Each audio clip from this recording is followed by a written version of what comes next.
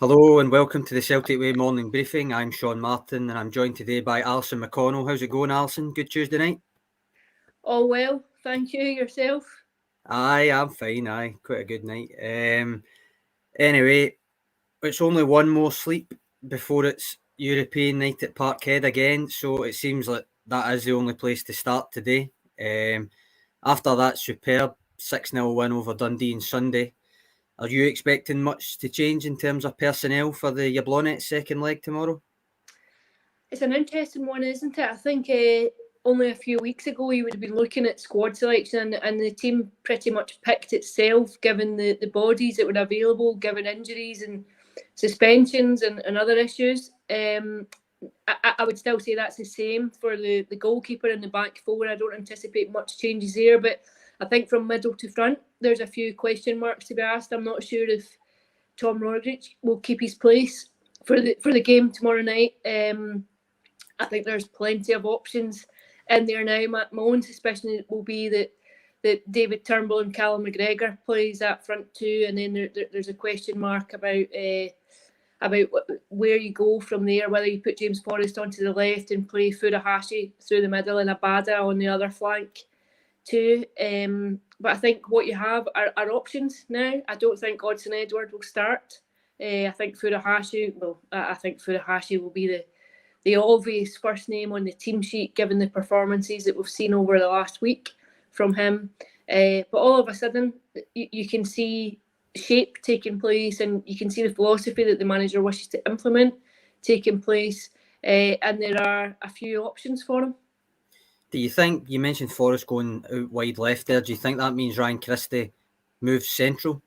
Yeah, I thought if you maybe played Christie, either or, you could play Christie, I think, on the left and put Forrest through the middle just behind Furuhashi, or the opposite. I think you could put do the converse of that. But what you do have is a significant amount of players who can offer something in an attacking sense. And I think we've seen that grow. I think 10 goals from the last two games.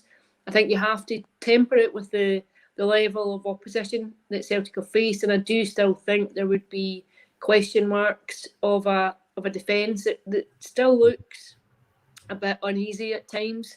But certainly from middle to front, I think they look like a real threat. Any chance he plays near Beaton at centre back then?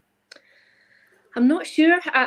My suspicion is Stephen Welsh will retain his place alongside Carl Starfelt. I'm not sure. I think near Beaton at centre half becomes a question of necessity rather than anything else. I think Celtic are fairly comfortable in the tie, and I suspect it might be Welsh who gets a nod to start. I do. I mean, you did say temperate. I would qualify it by saying that obviously Dundee never offered much in an attacking sense. But I was quite impressed with Stephen Welsh in the way that he came out of defence with the ball on Sunday as well. And obviously he'll have more to worry about defensively. But I think he's made a good case to keep that jersey, and that he will offer a wee bit more in terms of passing out for the back than maybe people would have thought maybe when he came into the team last season.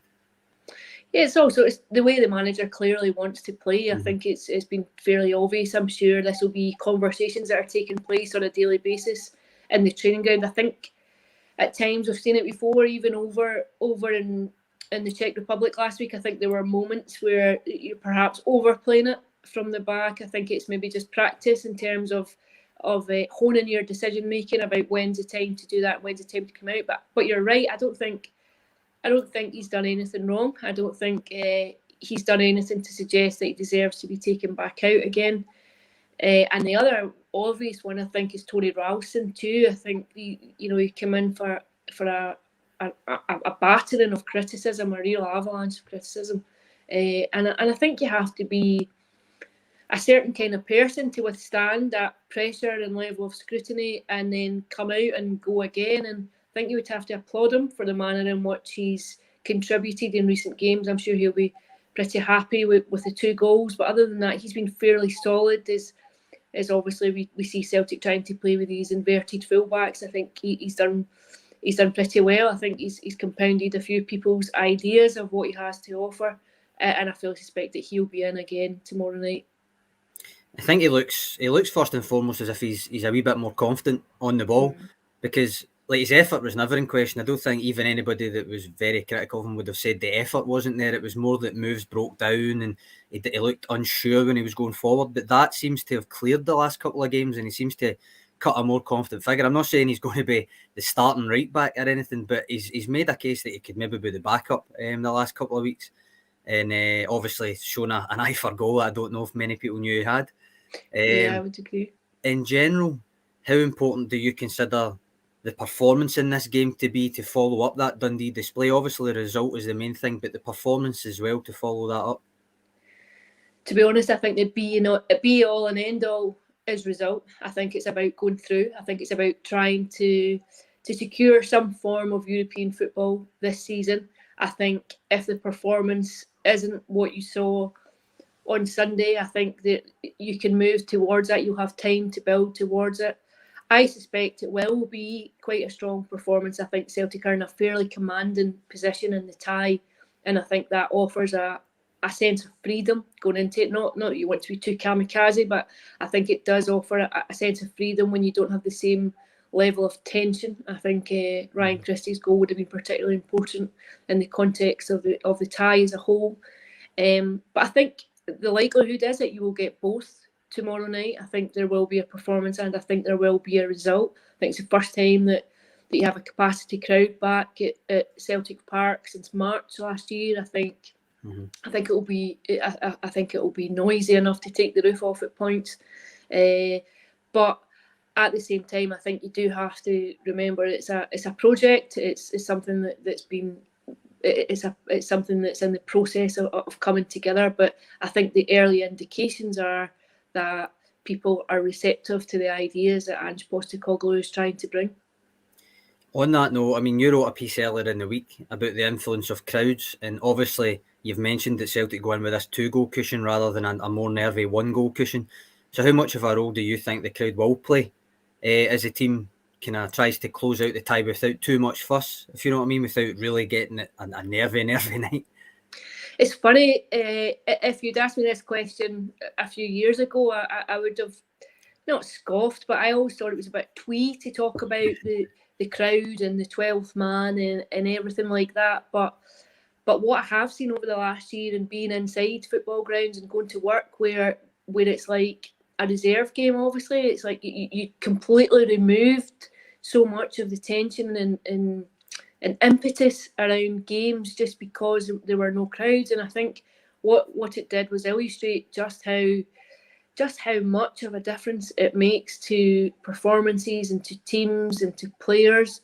I think we spoke about it earlier. I think some players can be inhibited when it's not going well and when there's pressure on and people are on top of you. And I think at times it must be quite difficult to imagine what that feels like when you're on that stage and people, you've got 60,000 people on your back. I think it would be very, very difficult to cope with it.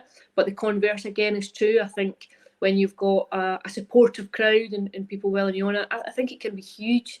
I think it makes a massive difference to the tempo that games are played in, and just to the atmosphere. I think the occasion feels like night and day when you have a game that's played out in an empty stadium where you can hear players talking to one another and you can hear managers shouting and you can hear exchanges. And for all that offered some entertainment last year, listening to referees chat and some of the back chat that goes back and forth, I think it's just an entirely different experience when you have a full stadium. And I think tomorrow night will be fairly noisy. I think so many people desperate to get back, and it's a very different proposition to what they were faced with maybe 10 days ago. I think all of a sudden there's a level of optimism that just wasn't there, and it's incredible how quickly things can turn in football and how quickly a positive mood can become just as infectious as a negative one. Speaking of that kind of feel-good factor, and I realise you probably don't want to look too far ahead of the game that's tomorrow night, but they've got 2 knockout games essentially in 4 days.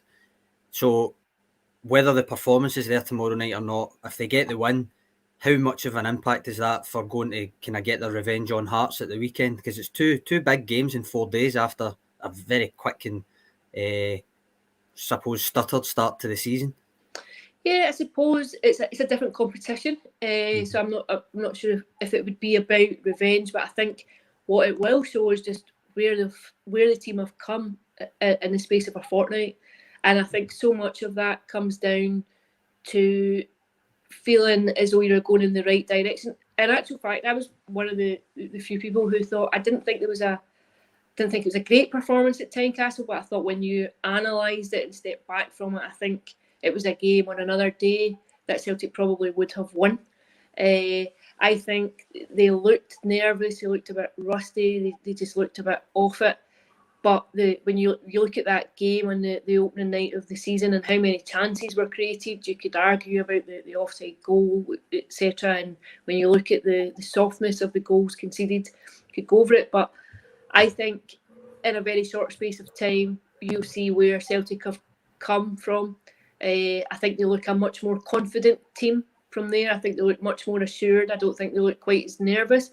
But what we've not seen in the last few weeks really is how they cope with adversity in games. I think there's still a question mark over that. But how you alleviate that is by winning games, which then gives you the confidence to deal with it if you do find yourself going a goal behind or going a man down or whatever. And I certainly think that what you've seen, the early evidence of recent weeks suggests that the players are firmly on board with the way that Ange Postecoglou wishes to play, and I think supporters are keen on it. It offers an exciting and attacking dynamic that Celtic have been renowned for.